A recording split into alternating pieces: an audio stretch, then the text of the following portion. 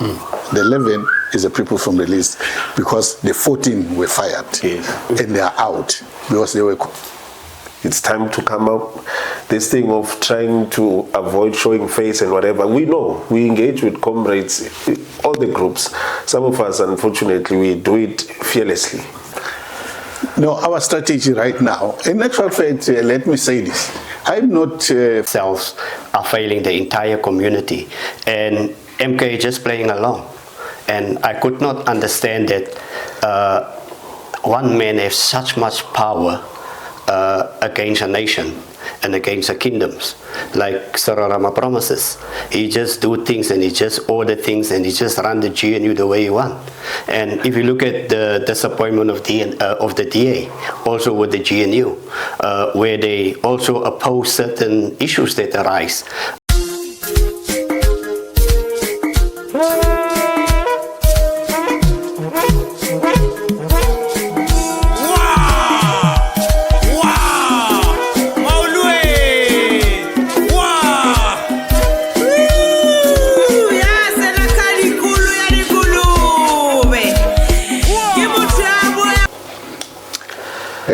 Jabulani Khumalo, founder of Umkhonto Wesizwe Party. Good day. My name is Pastor Paramount Chief Errol Jacobs from the Esekwa Royal Kingdom.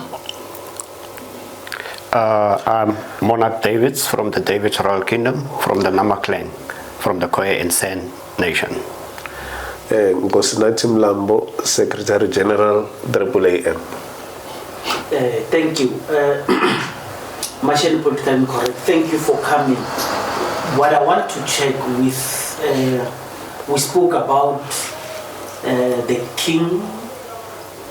kings and the royal people inside MK and the attempt to form unity within.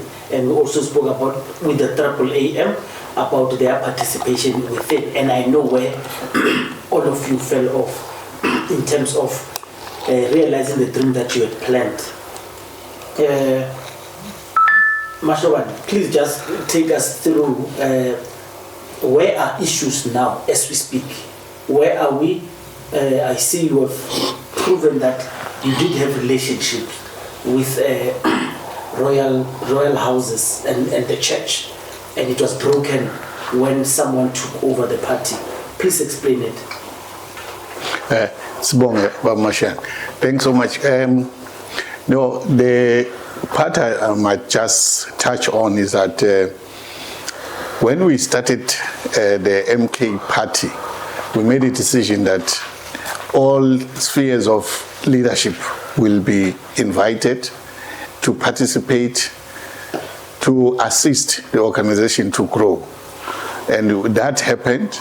We had kings, we had chiefs, we had churches, leaders of the churches, and we had the traditional healers, sangomas, and all of those, we call them abatagat.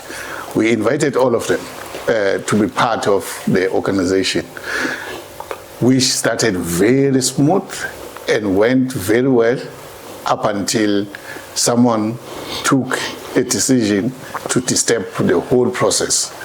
That's where we lost the kings and we lost the churches, we lost the traditional healers. Only those that were left were the ones that were part of the plot to destroy the organization. That's why today the real kings, the real chiefs, and real leaders of the faith-based missions were pushed out of the MK. But today, I'm happy. We've got the highest kings in our midst and the secretary of the churches from the AAAM. They will speak for themselves and explain how they felt to be moved out of the MK.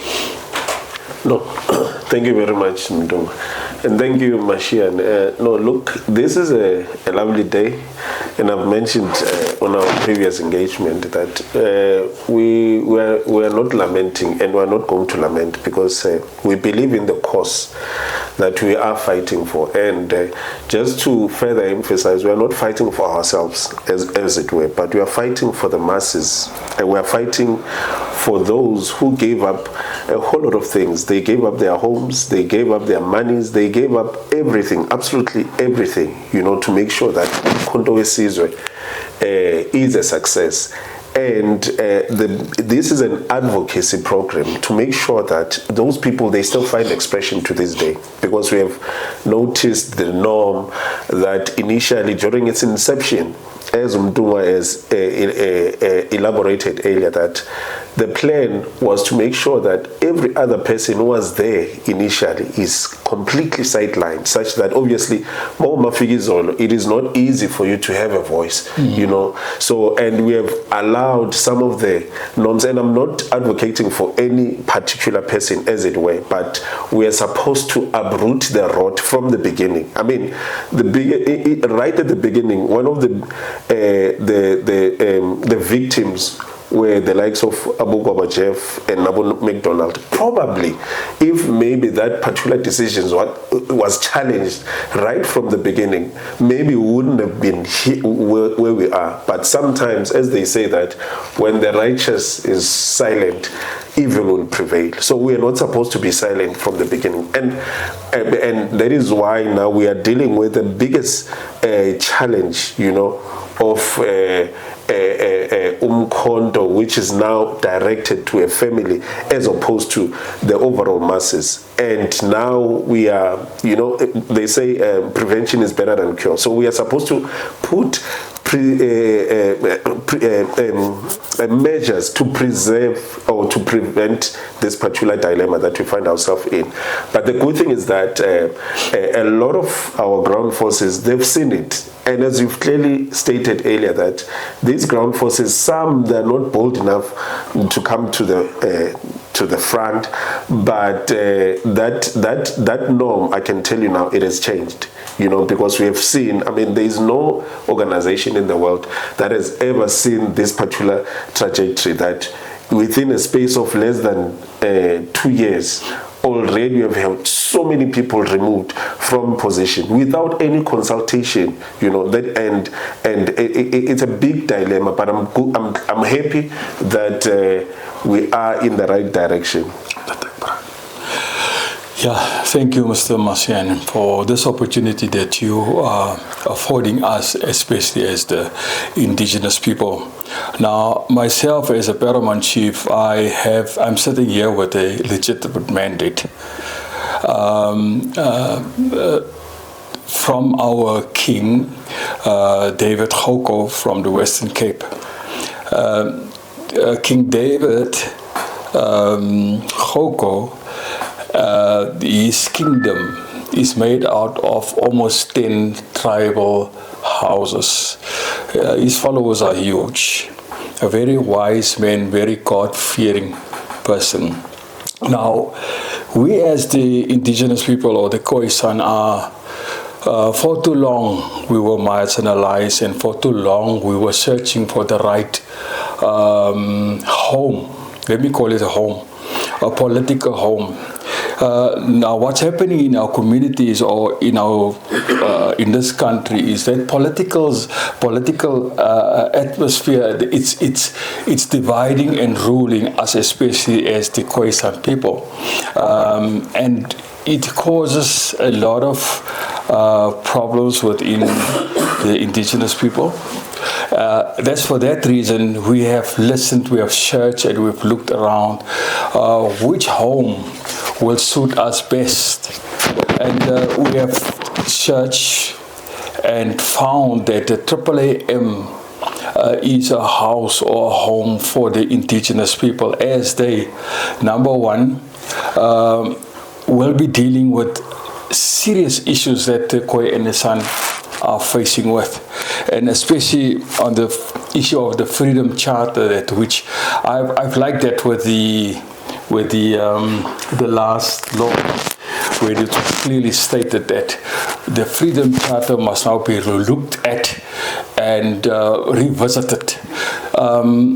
As the Khoisan people, we feel that we are a nation that wants to be part of a bigger picture. We want to be part of the system. We don't want to, and we are tired and sick and tired of being taken for rides over and over and being just there as, as a shield or a window dressing. That for us is out. For that reason, we are saying that we have looked and we have searched that the AAAM is the best vehicle that can take us forward. Thank you for everyone for their presence. I am King David, and I'm one of the authentic kings in this country. And my view was also with AAAM, where we were engaging with each other, where we were saying that MK is the vehicle for our way forward as the kings, and we have a lot of engagements where we were sitting down and have discussions, how we're going to be incubated into the system, how will they enroll us, and how the kings will take the legal standing of the land. And the land becomes one of the highest fundamental issues that we are dealing with at this stage, where the government of today want to appropriate the land without compensation.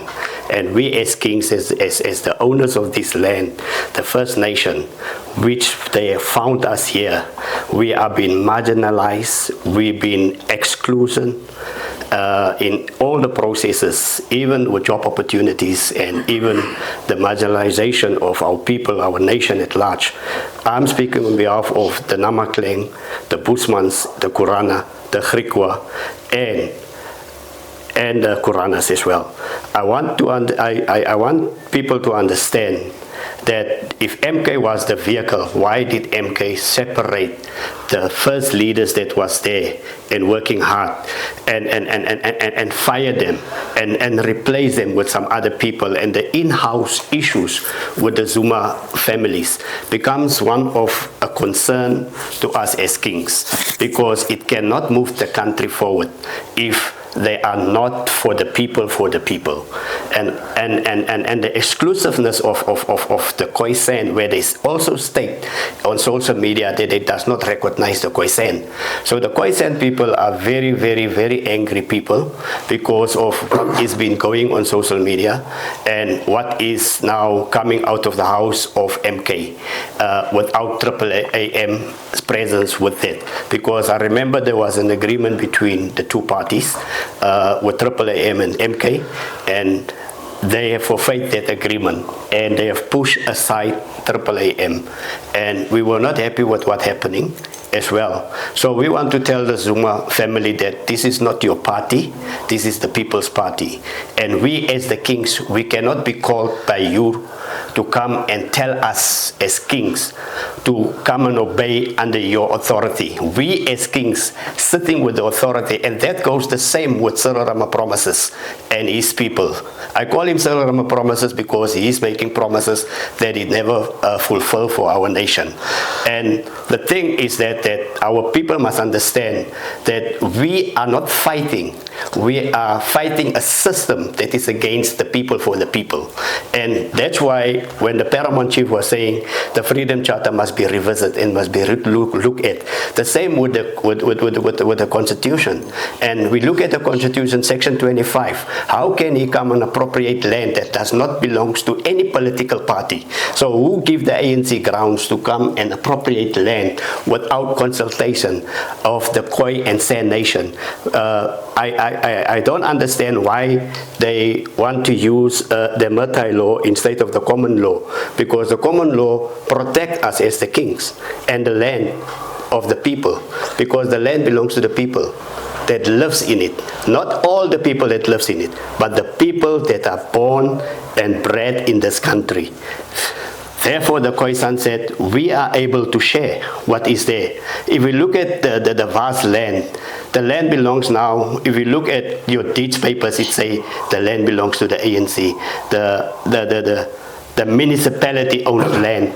I could not understand those statements where they say they're owing the land and they will appropriate the land without compensation and all those categories. And those things were supposed to be tackled within Parliament with MK and AAAM, where we have that agreement where we will make sure that the land will go back to the authentic owners and the people that the land belongs to. So that is important, and it's imperative for me to bring that across to a nation at large, for the nation that is very unhappy for what's happening in the MK party, what's happening with the GNU, and that becomes very, very serious problems for this country, because our country goes into a dire state. Our people are losing hope in politics, and they are crawling back to the royal houses and said, we need help, we need financial sustainability. How can the kingdoms come in and help us? How will the churches come in and help us? And we knock at the door of AAAM and say, we need your assistance. We need you as AAAM to stand up and bring back MK in the level as you have appointed MK party to be for the people. But now there is this struggle between the two parties where there is court cases, where they have to set up their differences and things. And we are waiting patiently for them to sort out and iron out these issues so that we as kings can now take the legal stand and say, enough is enough. Our people are not going to suffer. Is we will then choose who will be leading our nation, and we will then choose AAAM and the churches and the kingdoms to lead our people. That with the GNU, we will then also get rid of the GNU. That's what we want to do, because we believe that MK is the vehicle for this nation, with AAAM incubated, and together we can make a difference. Together, because enough is enough. Because there's too much killings in this country. There's too many things that's happening, drug trafficking, child adoptions, all these things that are happening in this country. And everybody that is politicians overlook at that. But the churches are the bodies that really, really want to step in with the kingdoms, with AAAM and MK, to make sure this is the vision for the way forward, that we can make this country a better place. And I have experienced something, if I may say, with the launch that we had in Soweto. I've never seen a leader like President Tshisekedi crying like a little boy. He was really sobering. He was crying because he could have taken another form of retaliating against what has done against him. But we have watched him closely, a man with a good heart, a soft heart, and a heart for the people. And for that reason, we have said that the country really needs somebody to lead us that is God-fearing. Not that that I have noticed that, not that the AAAM is just for the churches and for the clergymen and for the pastors and bishops. No, they have opened their doors for the indigenous people, for the Khoisan, and they have stipulated that they're going to take us with them along their side.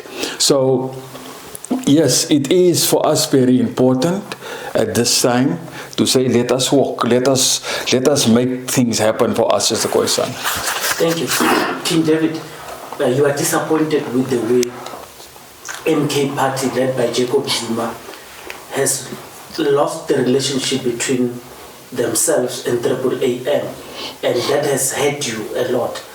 Do you want to explain how you were supposed to be in Parliament, or some of your representatives were supposed to be in Parliament, and maybe those who are in Parliament representing the Khoi and the San community, do you feel that they are representing you? Is it fair? Because someone's going to sit here and say, how, but why are these royal houses so unhappy because MK has some of them in parliament, and MK has a relationship with their authorities, tribal authorities. Even when I personally did a campaign with MK, you've got a community in the union buildings. Some of them joined the MK struggle. Of course, that was after the elections, but some of them joined the MK struggle. People always thought that you and MK, the relationship is rosy. Do you want to tell us something we don't know? Yes, what I want to allude to is what transpired at the Union Building with the removal of Khoisan SA. It was very, very uncalled for, where they could have accommodated him prior to his legal standing as a First Nation, as owners of this land. I believe that the government itself are failing the entire community, and MK just playing along. And I could not understand that one man has such much power against a nation and against the kingdoms, like Sararama promises. He just do things and he just order things and he just run the GNU the way he want. And if you look at the disappointment of the DA, also with the GNU, where they also oppose certain issues that arise, a land appropriation as well, the taxational bills that is coming up, and he just signed left, right and center bills. Even if you look at on the 17th of November, he signed another bill of November, the bill of what they call it, terrorism. So when you come and you protest against the state, then you became a terrorist. And how can I be a terrorist in my own soil, born and bred in the soil, and from my ancestral land, that I become a foreigner in my own land, and foreigners are getting privileges upon in the state, where we as the people does not. That's why we have so much illegal foreigners in our country. And it was at state that MK will help with getting the system right, getting the orders right. And I'm being very disappointed that in Parliament they are discussing certain other issues, but they don't come to the constructive issues of land and the minerals. And if you look at COVID-19, the pandemic that was created by humankind, and that becomes the biggest problem, and it becomes so much fear that our nation are dying because of the lack of understanding, of the lack of knowledge, because they don't know what is happening. And if you look at the system, in the System Act, and you look at the Communication Act, because you look at who owns communications, Ivy Mosepe, they're the owners of communication, and you look at, it's all run in a family as well in the ANC. You see Jeff Radebe, Patrice Mosepe, and all of them, they are all in a family, and Jacob Zuma tried to do exactly the same thing in his family. And I could not allow and see that I must be happy with what they are doing. And they're enriching their families and their friendships and all those legalities they do. If you look at the churches are there for the people because they're preaching the gospel, they're preaching the truth. And we need to understand that if AAAM was part and parcel of inclusive within the MK at the stage as where they are standing, they could have done better in the MK. But that's what is making us disappointing, because killing in our communities. If we look at the Cape Flats, we look at El Dorado Park, you look at Westbury, how people are getting killed per day, and we have no resources. Our police are not police, because the government is an illegal system, and I will say they are illegal, because why? How can a police station or a police authority becomes directors? Directors of what? So the police has been registered, the military has been registered. That's why you find directors. They cannot be directors. They need to be members of a state. You have asked a very important question, and sorry, I need to answer that one. You have asked a question. There in the MK, there is the indigenous people or the Khoisans occupying seats within Parliament at this point in time. Now, I for one was really excited to know that, at least we have a voice in Parliament. People or leaders that can speak on behalf of the voiceless, which is the indigenous people. It would have been nicer and better for those people who are there to be able to come to the communities and report back and to engage with the communities. Now I'm asking myself the question, how did those people get there? Somehow, I know how they got there. I know how they got there. It's about the legitimacy of how you got into the MK party. Yes, it was about the legitimacy. Yeah. I cannot join AAAM saying to the President Tshisekedi, I have thousands of followers and I am the leader of the Khoisan, or I am a king, or I am that. You know what? And I'm every time saying this, the situation becomes so worse now lately. If you walk in a bush and you kick a stone, you will see a chief coming out of that stone. If you walk and you overturn a rock, and a king comes out of there. So it becomes so worse that they are now there, but they are not there. Because now I don't want you to speak in folk. What are you saying? Everyone is claiming to have the constituency of the Khoi and the San. Yes, and that is angering the nation. It's angering the nation. I can tell you now, you might sit, one for me, when I'm there, I don't want to serve or sit in an office, and I want to serve the people and be the voice of the people. So far, our voices, there is issues which the king has raised, issues that was not really attended to or defended. The issue like the king that was evicted from the union buildings, and there was no brouhaha over it. So who is behind that silencing our people within the system? So are we at the right place? Are we doing the right things as leadership? And I am saying now that the indigenous people, the Khoisans, are angry because they need to be reported to. They need to know what is happening. How is it happening? You are our voice. You are there to speak on our behalf. Why don't you make a noise when it comes to the Employment Equity Amendment Act, where just a certain race of people are allowed to occupy positions? Where is our leadership that have to speak out against these laws that for me sometimes it is so demonic, it is so wrong, but yet we have voices within Parliament that are rather bickering and fighting with one another like little children. Is Wesley Douglas a king in the Khoi and the San community? No. The king will answer that, because he's a king. I'm just a representative of a paramount chief of my king, which I serve under, King David, yes. Khoko of the Western Cape. King Yes, David I can answer all these questions, because for me it's very imperative.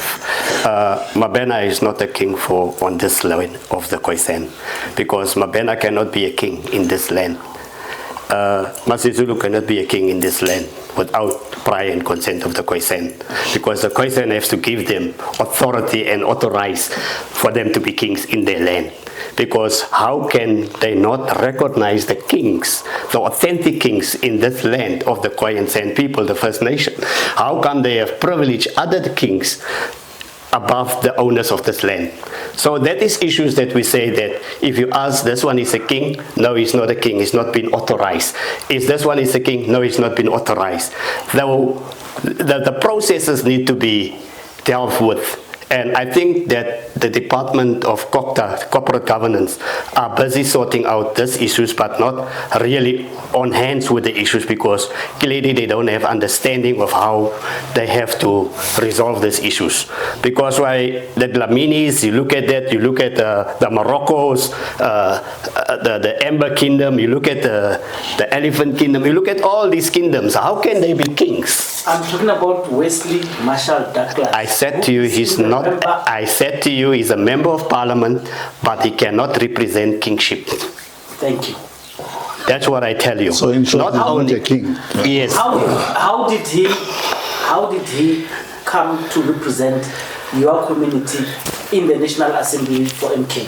Because of the engagement they have prior to what they have given to Mr. Zuma. Do you feel you were swindled into a process? Of course we are swindled. Of course we are swindled. All of us, that is authentic kings within the 5 tribal houses. But the Khoi have 47 tribes, 47 kings in the Khoisan. And people does not understand. They look at 5 head tribes of the Khoisan. The Griqua, the Kurana, the Busmans, the Busmans and the... It's okay. While you gather yourself, let's talk to Mtunga. What you explained this process before, but I just want to understand. There are less kings and religious people and Abalapi Bendabugo, you know, represented in parliament than when you guys were going to parliament, because you promised a lot. And when the numbers came, we are not seeing, it's almost more similar faces, more similar people. Because yes. We were expecting a mix, and this is what you were saying before the elections. I've spoken with a few, but I've not seen MK explaining it, and those who are active, I've not seen them speak inside parliament to say, this is what is. What happened to the list? It's still not. It's almost like it's a similar ANC list. So there's not been much change. The traditional lists are not there. You know, just explain. What do you know? No, thanks, Mr. Mashiane. Thanks to the Kings for their explanation. Maybe let me explain one thing. Because even Zuma doesn't understand what we meant when we said there must be the inclusivity of all of these societies. Yes. When MK was formed by this, in actual fact, we are 13. There are extra members that were not part of the registration, that were not put on the registration documentation, but they are there. We had discussions. For the record, can you please name those seven members, and if the additional members you can, please also name them, just for the record. Okay. As I said before, it's myself, Jabulani Khumalo, Musa Wenkosi Mhlabuhlangene Gaza, Jabulani Nyati, Ngamel Dlala, Eziku Matondo, Peggy Manzini, Raymond Khumalo. And then there's 2 Casas, and 1 and 2 Nyati, and then there's Ndlovu.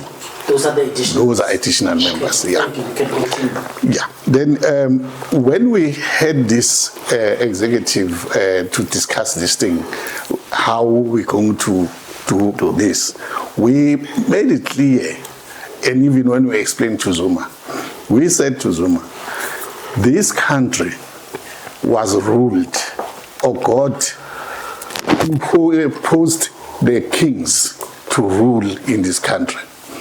We had kings from the beginning. Now, the politicians then changed the whole thing together with the 4 delegates because they wanted to be above the kings.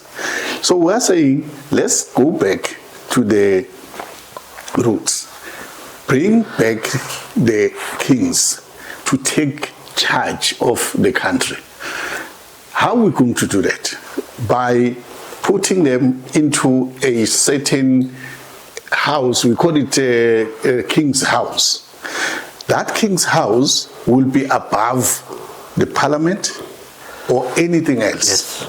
Everybody must report to the Kings. We said all we need to do is for us to go to the Kings and pray to them that we want to build this house of the Paramount of the Kings, so that the Kings will start to roll out how the laws of this country should be. Not these laws that we're having now, not this constitution we're having now, but the Kings must come up with the whole package to give us direction, because we need direction. During the time the Kings were ruling, we had good life. People were living freely, happily. There was no hunger in our country, because who had something will provide for the other. There was no man without a head. There was no man without a chicken on his household. But today you can't do that, because the white people came with these laws to separate us, to make us look down at the kings and not to respect them. The police we have are now bigger than the kings. They tell the kings what to do. The courts that we have, they tell the kings what to do, as if when they came here, these Voortrekkers, there was no law. We had a law. Our kings had a law. Our chiefs, our indunas, they were taught how to handle the issues of the people. That is why we were so united. That is why when they came, we were able to fight them. But today we can't fight them, because we believe on the white system that is killing us, that is striking our kids, our children, that is striking everybody. We have rapes today. During the time of our kings, you would never see a man or a young boy raping a granny. But today, that happens every day. Yes. Kids, girls, young girls, instead of keeping them, they are virgins. These virgins are our flower of the country. Under the supervision and the rule of the kings, girls were so important. You wouldn't see what we are seeing today. Girls young as 8 years, they are pregnant, because there's no rule.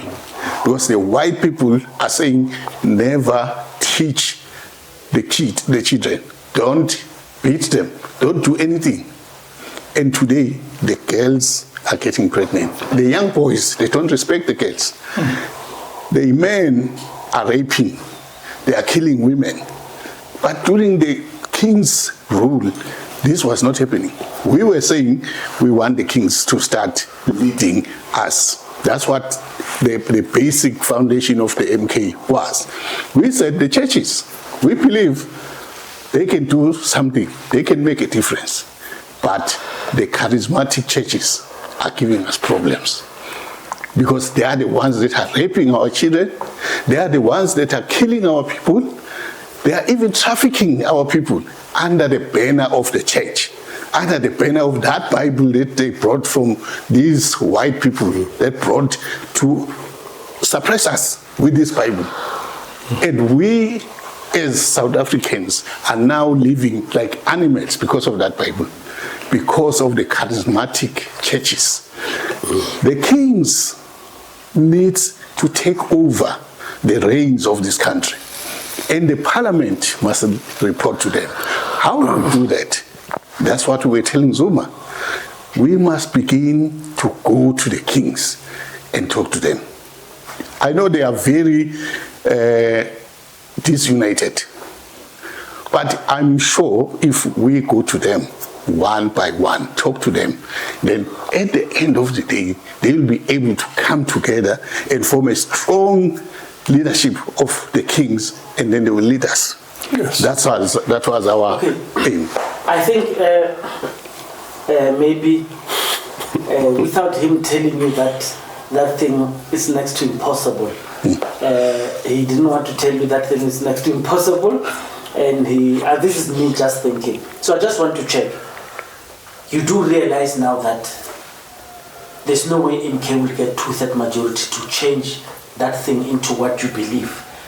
Do you have hope that, because for you to change it, you need 2/3 majority. And absolute majority is a very difficult thing to do. So even if you unite with other people, with other political parties, that claim they see an eye with you. For example, MK, ANC and EFF, they've got 66% in parliament. They still cannot use that majority to vote on something important. So even if you get 75%, I don't see you, of course you're not going to get 75%. Even if you get 75%, I don't see you convincing other people to vote with you, to allow politicians to willingly give their power to the kings. This is next to impossible. How are you going to make this thing that I think personally that it's impossible? How are you going to make it possible? Thanks, Mr. Mashiane. It is very possible. It's very, very possible. You know, when you believe on something and you have your heart on it, you will never lose it. You will never fail. Our failure came when we invited Zuma into this thing. If we didn't invite Zuma into this thing, we went the way we wanted to do it, through the kings, through the churches, and to the people on the ground. People liked this. Are you claiming that Zuma, it wasn't his original plan to incorporate the churches, the traditionalists? When I'm saying traditionalists, I mean the healers and the leaders. It wasn't his original plan to bring them together. It is what you sold to him, and he liked it and he ran with it.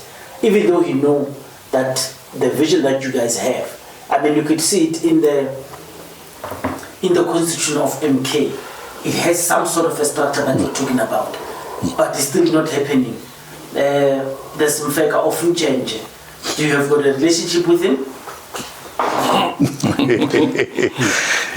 Mr. Mashiane, let me say this. I have nothing against him. During our first organization called Mazibuye Masiswin, he was a member on our organization. Mr. Mfeka is my brother-in-law. My wife is Mfeka, so he's my brother-in-law, but he doesn't know that. But I like him. Of course, he is working hard to work with the Zulu people, Zulu nation, to make sure that there is peace in the province. That is good for him. But when it comes to MK, he was never there. He made no contribution to the MK. And I hear that he says he's a founder. I don't know, founder where. It's exactly the same thing that one of the royal house is saying, that they are the ones that made me register the party, which is a pathetic lies. They say, but, there's a rumor, to cut you, there's a rumor that he might come in to replace Floyd. And you say at the founding stages of the party of MK, he wasn't there. No, he was not there. I heard also that they want to make him the Secretary General. I don't know, it's just hearsay. Is it something that, is he someone that you can work with? What I know, he is an Ibuto. And I think he understands that space more than anything else than politics. I don't think he understands politics, but when it comes to Ibuto and the culture, there he's good. We can put him, we can position him, I'm sure, very well, and he can take it to a higher level. But let me come to this thing of... sorry to interject. The reason I'm bringing his name is just to check that are you still consulting with those that you consulted before? And are you still having a good rapport with the chiefs, the kings, even from KwaZulu-Natal? Do you still have an ear? Do you still talk to them? What's your engagement levels with them? Because they are traditionalists. No. I still have engagement. Okay. There are a number of kings that I'm talking to. Hence I was saying, we still want to start that program of going to them to get more wisdom and make sure they are able to lead again. That can never happen if we don't consult with them on a number of ongoing basis. With Shivambu, I did warn him, as I said before, like any other. But what I'm trying to say is that your question was on the issue of the kings and the churches. When we established, we had that plan, which Zuma changed it to what he wanted it to be. But in short, what I want to say is that we still believe with these houses, the churches, the kings, the traditional healers, if we are able to convince them, we can have the two-thirds majority. We almost got it before Zuma started going wild about position, because all that makes him so, I don't know what I can call it, but he went out of the way because he thought he was going to be a president again, and we told him he will never. Then he disturbed the whole plan. But we can get to that majority. The thing that we need to do is to have a thorough consultations and respect to the people, because Zuma started not disrespecting people when he said everybody must go to his house. That's where the whole thing started to go bad. Because if we went to the offices and have consultation, and we went to the kings and to the churches, instead of him ordering the people to come to his house, that's where the problem started. Okay, let me do this. The reason I'm doing it is because we've got short, limited time. So I want to do this because I want us to talk the politics of the way you are projecting is you want to save MK from Jacob Zuma. So I want us to stick to that. Can you, and how will you do it?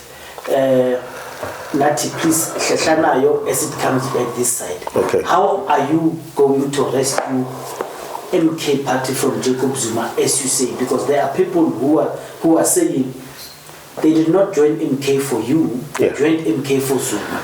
Yeah. Yes, please. So basically, I'll start it here, Mesh. MK was never an idea, yes, in Gandla. I'll put it bluntly. But it was an idea of the people, which in this case, the Umdunga spearheaded that particular process together with the seven. So obviously presented that particular idea to Umsholos. So the biggest blunder then, as Umdunga is narrated, is that when now Umsholos was seen to be taking, powers to himself, of which those things were supposed to be stopped immediately, because already this thing at its inception, it was meant to have this particular consultative relationship, as it were, with Amakosi, Abafundisi, Abalapi Bendabuga, and so on and so forth. So it started taking a different turn as soon as it was allowed to be done in that particular fashion, as soon as it was allowed to be a one-man show, but not an organizational directive. So as such, that's where this thing started to debilitate. However, here's where the hope is. Remember, obviously, each and everything, especially in this country, it is governed by law. So Umdunga has spearheaded the process of litigation, because obviously outside of that it is extremely difficult, because there's a process that was hijacked illegally, so of which Umdunga spearheaded it. And I wanted to put it on record that, you see, this thing has been reduced to a level such that it is Umdunga and Zuma being at loggerheads. No, it is Umdunga spearheading this process for the ground forces, because this thing was not only hijacked from Umdunga, but it was hijacked from the ground forces, including all these other parties that formed part of this particular Umkhonto weSizwe party. So the litigation process are underway. So and you are saying we misconstrued this battle to indicate Zuma in his personal capacity fighting Mutungwa over the party. Yes. It's actually, you want to frame it correctly to say it was Zuma who was stealing the party of the people that was represented by Umdu. Exactly. So it's not a person to person. It's not a person. It's one person versus the collective. But you see how it was orchestrated and how it was designed. It was so much so that it should be seen as though it is Mduma and Jacob Zuma. That is why now it was at the beginning the people would then turn against Mduma without knowing what exactly is happening, you know. And one of the key strategies is divide and rule. So hence he did it segmentally, you know, by doing away with Mduma and the first 7 and whatever. And this thing is continual. And as you can check that in the process, whilst he's doing that, people on the ground, remember, they can't access such platforms. They are left hanging, or they are left for dead, or they are left, you know, not being minded for. Yeah. So this process, the primary mandate is that people should rise up and defend Umkhonto weSizwe. Already there is a vehicle to do that. So there is a voice to make sure that that happens. And as such, this thing will never happen. As soon as this thing is done properly through the litigation process, we will have a consultative conference such that people give us a mandate, or we give a mandate to that particular leadership, of which, and as I mean, it's unfortunate that, well, that question was not posed to me.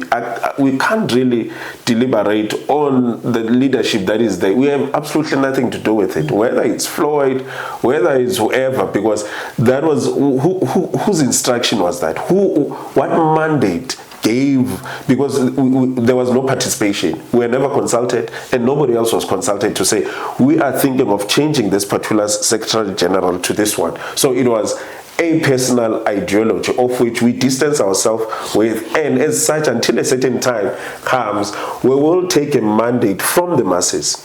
These masses must give us a mandate through a consultative process to say, a conference to say that this is where, we have won back our Umkhonto weSizwe, and we are giving you a mandate to say that this is how things must be done. This is how you appoint people into leadership, and so on and so forth. Mdu, here's the thing. They say, if you wanted MK, why did you consult Zuma? Why didn't you do it yourself? And of course, you explained that part to say it was important for him to come in because you believed in his wisdom, but you've seen that is not going to work. So now, if you remove don't worry about that. If you remove Jacob Zuma from MK, will it be MK? Do you not think people will live with Jacob Zuma if you do the unlikely thing of removing Jacob Zuma? Thanks for the question, Mr. Mashiane. Maybe let me start here. MK is not Zuma. MK is for the people. And the people must choose the party or the person. Even on my side, people must choose. Because the MK was only made to rescue or assist the people to get their freedom. Now, Zuma, we never said we want Zuma out of the organization. It's him who wants to be out by his deeds, wrongdoing. If he can change we don't mind keeping him in the party. At some point, I was having a discussion with other comrades. I said, no, man, the man is too old. Let's honor him. Let's give him an honor that we think he deserves. We spoke about that. But unfortunately, I haven't met him, and I don't know whether we'll ever meet. Maybe God willing, we will, but I don't know when. So people must understand that Umkhonto weSizwe is here to liberate them from the system that is currently running, that is making lots of mistakes and keeping them outside the lifestyle that they need to be, that they deserve. Okay, on the 20th, there are comrades who are marching in Soweto who feel aggrieved that they do not join MK to be in a family party. Mm-hmm. And the example and the warnings that you gave them, now it is trickling into be a reality the way Floyd was treated. Mm-hmm. Floyd is now suspended, he's no longer there, and by the time they march, he may not still be a member. But then they've come to realize what you want them. They want to save MK, they say. Mm. So what you are doing and what they're doing is the same thing. I again emphasize, they are faceless because they are fearful. Mm. And you are not faceless because you are here. Do you want them to get hold of you? Do you even trust them that they may not be spies? How are you going to do? Are you going to fight over the idea of rescuing MK independently, or you are going to join forces? What's your strategic plan? No, our strategy right now, in actual fact, let me say this. I'm not fighting this thing alone. There are comrades, like the AAAM has joined in, but there are other comrades within the Umkhonto weSizwe that I'm sitting with them in our meetings. We're discussing the ways how we can rescue Umkhonto weSizwe. Those comrades will be marching. I would give them a blessing. If they want to talk to me, they will come. If they want to infiltrate me, it's fine. They have been infiltrated, I don't know how many times. People have been sent to me to seek information and go back to Zuma and tell him the lies they want to tell him, because they know he likes to take lies and use it as something that is lie. Others are within the people that I'm still working with. We have meetings, then they report. That will happen, it will never end, I don't mind. But if there are people who are saying, let's work together to make sure that we save Umkhonto weSizwe from the family stockpile, that I will support. If there are people that say, let's find a solution to get Umkhonto weSizwe to work better and take more decision and assist people on the ground, I will work with those people. And the other thing that maybe I almost forget, the issue of parliament, that list we made, it was made by me, with Mashudu and other comrades. Zuma was not there. Mm-hmm. Zuma's daughter was not there. The AAAM was there. We had to do that on the eve of closing the IEC portal. We worked from 11. The IEC was closing at 5. Because Zuma decided to fight with Gorbachev and McDonald on the eve of the closure of the list, and all the lists were with those two comrades, and they ran away with it because he fired them in front of us without consulting us, without telling us any reason. He just brought a file and said, I'm firing you, and you are no longer the secretary, you are no longer the organizer, now you are going to give them such stupid positions. Then they left. Then at 7 o'clock in the morning, Mashudu calls me, the advocate. Hey, Chief, we don't have list to Parliament. I said, what? Said, yes, I changed. I was traveling to KZN. I changed my trip to Walkerville to get that list. If I can tell you how we got that list, we had to call provinces. Because, as I'm saying, there were leadership in the provinces. We called those leaders on the ground to say, please, we have lost the list. Can you assist us with the list? They brought names. And those names went to Parliament, went to IEC, was adopted, went to Parliament, the Chief Justice signed it off, the President signed it off, and those 58 people were there. But Zuma changed it and pushed out everybody and put his own people who never voted Mkondo Wesizwe, who voted their parties. Of course. But they came to MK and they ruled MK. They are now leaders of MK. And the people who are supposed to be leading MK, they are out there. Nobody's looking after them. If these comrades on the 28th are marching, I support them. And I'm saying to many of the members who are still real members of MK, don't look at a person, look at a party that you want to make a difference in your life. You can only make a difference in this country through your own political party. They must support Umkhonto Wesizwe. Two things. As we speak, you are currently working with MK party members as we speak.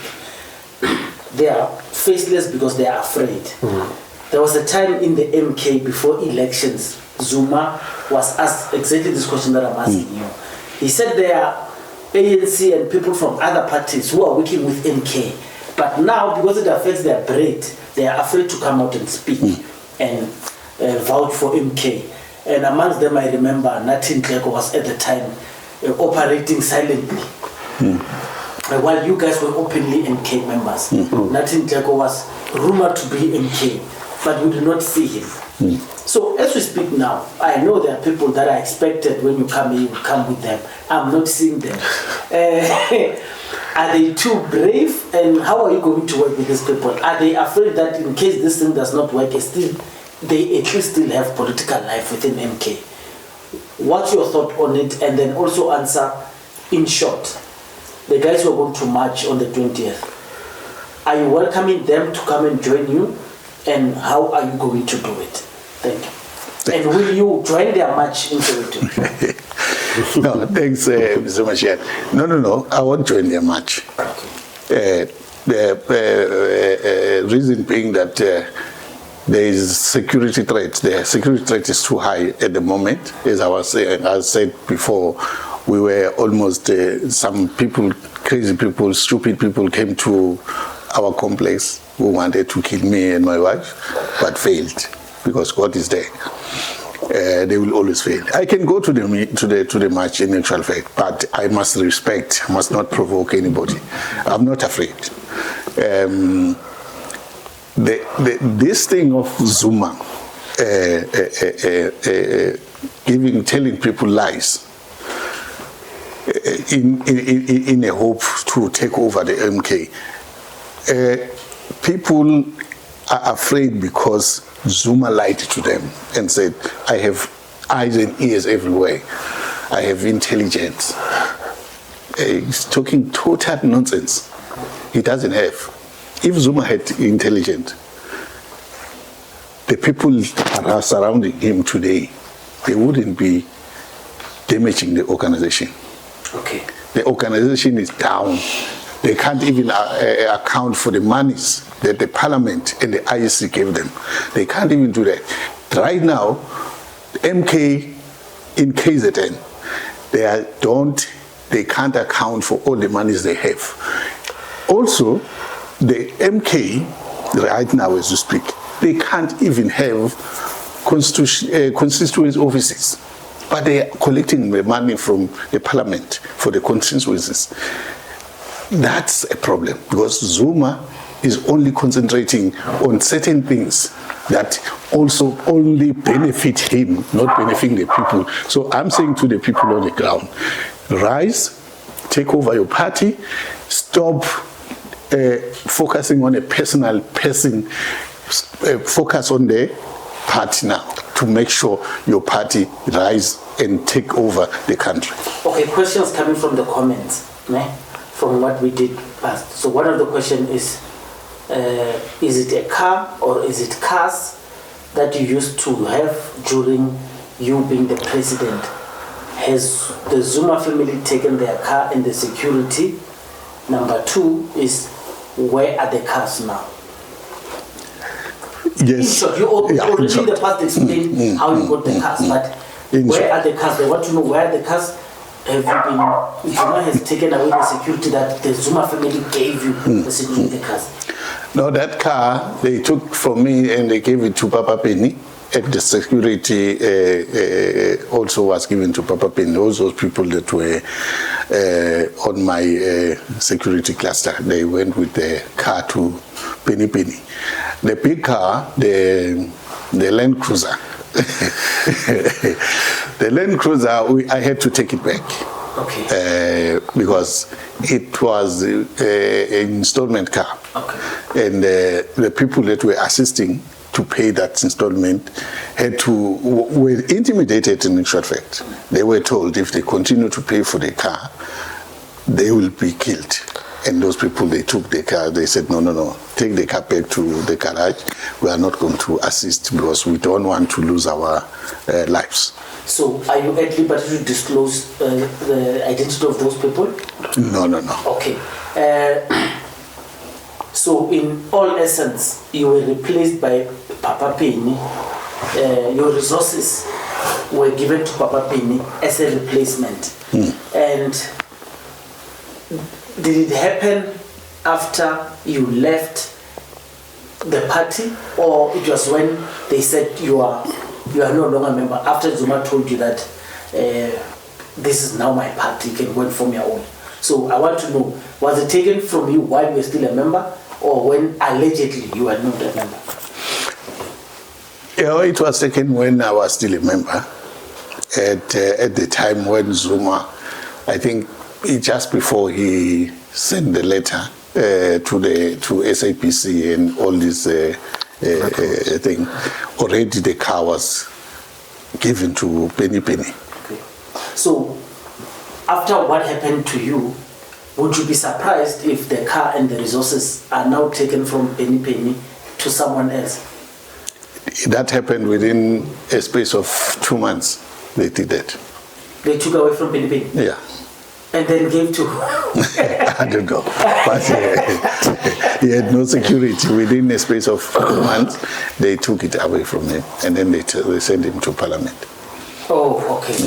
At least he got something. At least he got something. So I want us to close. So maybe before we close, yes. Just 1 or 2 minutes. What I want to explain to the members of MK is that I am not fighting for Khumalo family to benefit on this party. I am fighting for the justice to the people of South Africa to have their party freely, without fear, without being intimidated. They must hold their meetings accordingly. And I'm talking to the leadership of the MK party that started those rallies. I remember their first rally was in Mpumalanga, where Comrade Mary, Comrade Koza, and so many of them, Skeme, and so on. Those people in Mpumalanga, those were the first leaders of Mpumalanga. I met myself before Zuma, and we draw up that program. And today, I heard that Mary was fired and all of that allegations. That comrade was there from the initiate stage of the MK. He was there. Koza was there, and many of them. What do you call it? General. Can't remember. General Tough. He was there. I worked with him. And at some point, if I can say this one, we had no money. And we needed comrades to travel. Comrade Tough did make a contribution to that. I'm trying to say those are the real leaders of Umkhonto weSizwe who were there. KZN, there were comrades there. There were Comrade Ray, Manzini, so many of them, they were pushed aside. Gauteng, I had comrades. Eastern Cape, Comrade Paula, can't remember his name. Then number of comrades came in and they made sure. And there was Comrade Mashiane Politicallyincorrect who went out and paid and found money and gave it to the comrades to run their programs. KZN, I remember at some point when we were counting, I think they used millions of rands doing the, what you call it?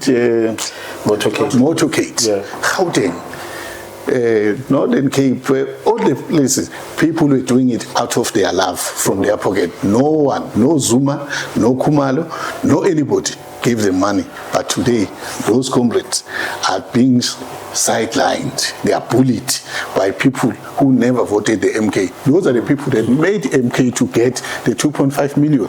I'm told that comrades like Shirley Brown and Phadi were in the formative years of building these structures before Floyd came, and this is why we must be sympathetic to them being shoved away, because Shirley Brown herself says MK was hijacked by people. When we did not have money, MK was peaceful. When people with money came, then they started frustrating MK with their money. Do you know any contribution from Shirley Brown? Let me explain this. Shirley Brown joined us before the announcement, I think 2 months before. Then she was there. She was with us. We were running with them. Mary Phadi came just after the announcement, but she was on the ground. And I must say, she contributed a lot to the organization. People who do not know, they saying she's just a spy or whatever, but I know she contributed. Shirley Brown, as much as she didn't put money in, but I was working with her. She was part of my team. We even gave her a position. You know, Shirley Brown is one lady that cannot stop talking. She can shout. And she can demand until you give to her demands. So she contributed to the organization. Well, she deserves to be in parliament. People might say whatever they want to say. I know now she also have her own flaws and whatever, but she was there with us. But in parliament, I think people that we were with, there are about 11 in parliament. 58 seats. Only 11 is the people you can count as the people that you started this day. Exactly. Thank you very much. And people that are there, they were not even on the list. The 11 is the people from the list, because the 14 were fired. Yes. And they are out because they were called, they were AAAM members. But those people will be back. We are fighting, and we want all those people back to come home. Okay, thank you. Nati, 1 minute. Yeah. King David, and then it ends there. 1 minute. Please. No, a simple one. Ground forces, take this thing. This is your thing. It doesn't belong to anybody. It is your thing. And secondly, keep working in silos. Stop working clandestinely. It's time to come out. It's time to come out. This thing of trying to avoid showing face and whatever, we know. We engage with comrades, all the groups. Some of us, unfortunately, we do it fearlessly, you know, unreservedly, because what's the use of presenting fear on something that has an ability to steal your livelihood as a country? So rather, don't fear. My saying is that come out, and there is no any other way. Unfortunately, that is why even all of us, we are in support of this particular move, because there is no any other way. You fight this thing first legally, and then the ground forces must rise up. Ground forces rise up now. Thank you. Thank you. From my side, I just want to say the Kings are on board. The royal houses are on board. All tribal leaders, traditional leaders, cultural leaders, they're on board. We have 14 on our database, kingdoms. If I'm mandated, so I'll take the drive. We are all on board of the Khoi and San Nation, the First Nation, and we have to have this change in this country. We want the kings to rule. We want the kings to stand in their positions as they stand in the past, in the positions from our ancestral. And our ancestrals are looking at what are we doing. And you can see the disasters that happen in KZN. It's because of the footprints of the Khoi that is all over. And because the rightful things is not being done. Rituals are not being done properly. That's why things are happening in this country. And we need to get rid of undocumented foreign nationals. Point number one. Thank you. Yes, from my side, I just want clarity. I'm not a king. I'm a paramount chief of the royal house, and we should not forget the most important thing as a people and as of a nation. Whether we are black, white, colored, Indian, or pink or purple, if God is not in it, yes, we will lose it. So we must come back to God. And we must really ask Him to forgive us for our past and for the things that we are going through. We must forgive one another. We must embrace each other, because it's not for us. It's for the nation we are going to do this, to embrace one another. I'm listening to my leader here that, he's got a heart of embracement and forgiveness. And that is what we like. God wants that type of heart and leadership to lead its people into righteousness. Don't forget, we cannot do this without God on our side, or otherwise we are bound to fail in our mission. Yes.